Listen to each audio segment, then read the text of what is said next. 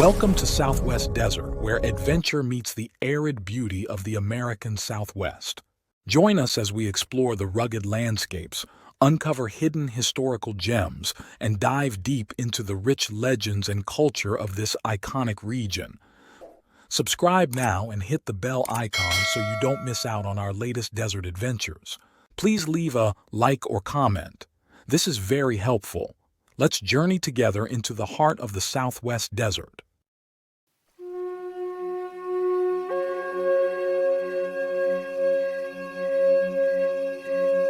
On a quiet September morning in 1858, an event of extraordinary significance unfolded at a St. Louis train station. Two small mail bags, unremarkable in appearance, were handed to John Butterfield, president of the Overland Mail Company. These humble sacks represented the inaugural dispatch of the Butterfield Overland Mail route, America's first regular overland postal service connecting the East Coast to California. Yet despite its historical importance, the scene was notably understated, with only a single newspaper correspondent present to witness it.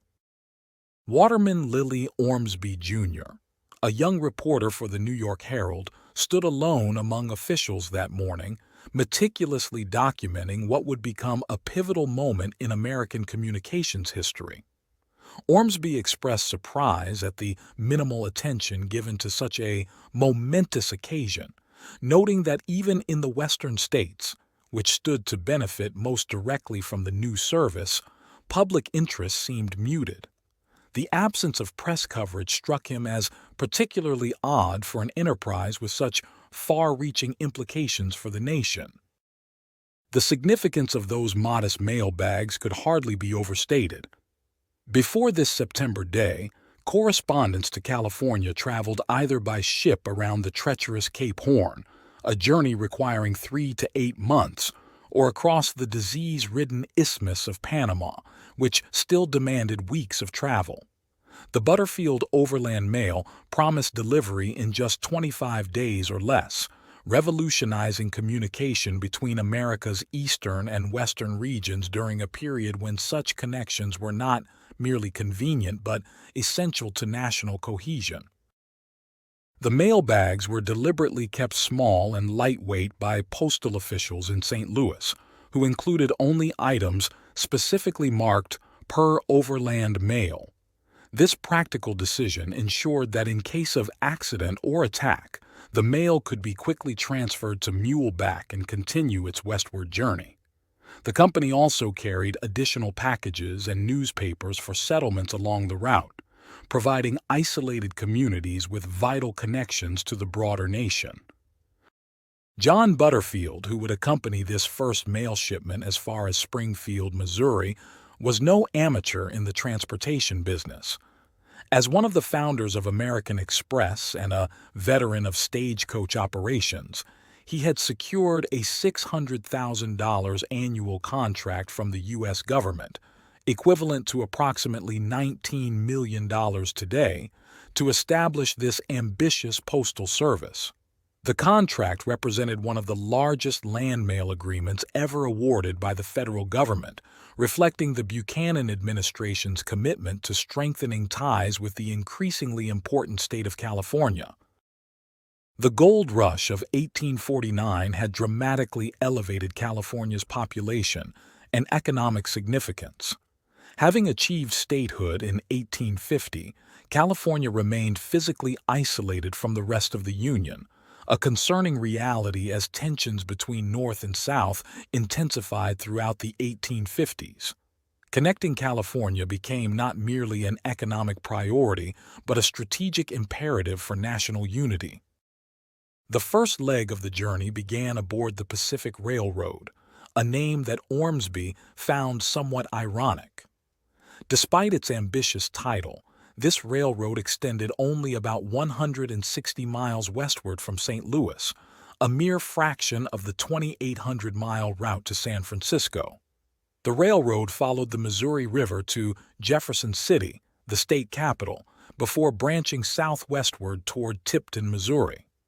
After 6 years of construction, The railroad represented both the promise of technological progress and the reality of its limitations in 1850s America. As the train rolled westward, Ormsby observed the changing Missouri landscape, noting fields of corn, tobacco, and Chinese sugar cane. He remarked on the contrast between these farms and the more mechanized agricultural operations he had seen in Indiana and Illinois, where labor-saving machinery had enabled vast, productive fields. His observations captured America at a transitional moment, unevenly advancing toward industrialization across its diverse regions. The train route was not without reminders of technological vulnerability. Ormsby noted passing the Gasconade Bridge, site of a catastrophic collapse just 2 years earlier that had claimed numerous lives. The railroad tunnels, carved through soft, flaky cottonwood rock, and the occasional sighting of steamboats struggling through the muddy Missouri River waters further illustrated the challenges of transportation infrastructure in this period. Upon reaching Tipton, Missouri, the western terminus of the railroad, the mail bags were transferred to Butterfield Stage Coaches for the remainder of their transcontinental journey. This transition point marked the beginning of the most arduous and dangerous portion of the route. From here, the mail would travel through Missouri, Arkansas, Oklahoma, Texas, New Mexico, Arizona, and finally California, traversing some of the most challenging and sparsely populated terrain in North America. To accomplish this unprecedented logistics challenge, Butterfield had established over 100 relay stations at roughly 15 to 20-mile intervals along the route. The company purchased 250 coaches, 1,000 horses, 500 mules, and hired hundreds of employees including drivers, station keepers, blacksmiths, and armed guards. Each station required construction in remote areas, regular supply of food, water, fresh horses, and defensive capabilities against potential attacks. The scale of this operation, undertaken years before the Transcontinental Railroad, represented one of America's most ambitious infrastructure projects since the Revolution. Security remained a paramount concern for the overland mail route.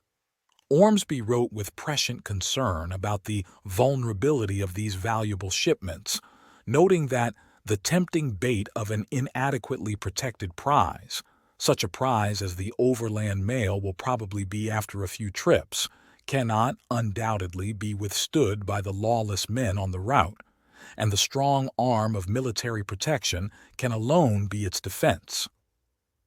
While acknowledging that the company had provided armed guards at the most vulnerable points, Ormsby advocated for formal military protection along the entire route. With remarkable foresight, Ormsby proposed redistributing soldiers from the numerous forts scattered across western Texas to create a chain of military posts along its line and serving to keep the Indians north of it, where they belong. His vision extended beyond merely protecting the mail service.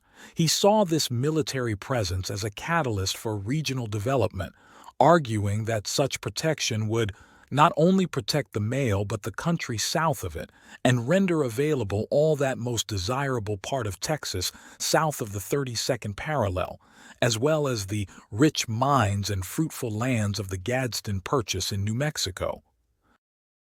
The Gadsden Purchase, acquired from Mexico in 1853, formed the southern portions of present-day Arizona and New Mexico. This land had been specifically obtained to provide a suitable route for a southern transcontinental railroad, a project that would eventually be delayed by the Civil War. Ormsby recognized that secure communications and transportation corridors would rapidly pave the way for rich and populous states and render a pecuniary return far above its cost. His arguments revealed how closely linked postal services, military presence, and territorial development remained in mid-19th century American expansion. As Ormsby prepared to continue the journey beyond Tipton, He looked even further into America's technological future. He envisioned a time when, instead of a wagon road to the Pacific, we should have a railroad, and when, instead of having to wait over 40 days for an answer from San Francisco, a delay of as many minutes will be looked upon as a gross imposition, and of as many seconds as doing from fair to middling. This remarkable prediction anticipated both the Transcontinental Railroad, completed just 11 years later in 1869, and eventually even telegraph and telephone communication. The Butterfield Overland Mail represented direct competition with the established sea routes, with company officials promising that their twice-weekly service would completely eclipse the news of the steamers. While company representatives acknowledged that initial trips might experience delays as operations were refined, they expressed confidence that the line would quickly establish reliable service. Ormsby did not merely report on this historic journey. He embarked upon it himself, becoming the first journalist to travel the entire Butterfield Overland Mail route. His dispatches, published in the New York Herald, provided Americans their first detailed account of this pioneering venture and the vast, varied landscapes between Missouri and California. His decision to experience the journey firsthand demonstrated both journalistic dedication and personal courage, given the known dangers of the route. The legacy of the Butterfield Overland Mail extends far beyond postal history. The route helped establish settlements across the Southwest, many of which evolved into towns and cities that persist today. The relay stations served as natural gathering places and commercial hubs, often developing into permanent communities. The operation required detailed maps, created essential supply chains, and established relationships, sometimes peaceful, sometimes conflicted, with indigenous peoples along the way. Today, as messages cross the continent in milliseconds rather than weeks, the ambitious vision of John Butterfield and the perceptive observations of Waterman Ormsby Jr. remind us how rapidly and dramatically communications technology has transformed American life, and how such transformations often begin with seemingly modest innovations that contain within them the seeds of revolutionary change. Join my Patreon community and discover my art print products on my website in the links provided in my description and link above. Also, if you would like a particular image from my videos, give the timestamp for image, and I will upload it to my website and Patreon. Thank you for joining your desert frontiersman Alan for another Southwest story. Check out my large catalog of Southwest videos and playlists on historical tales, legends, lost gold stories, and adult bedtime stories. If you like a certain image from my videos, tell me in comments and give timestamp. Happy trails!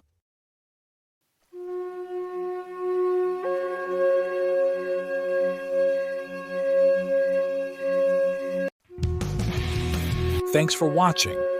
If you enjoyed this video, don't forget to like, comment, share, and subscribe for more great content.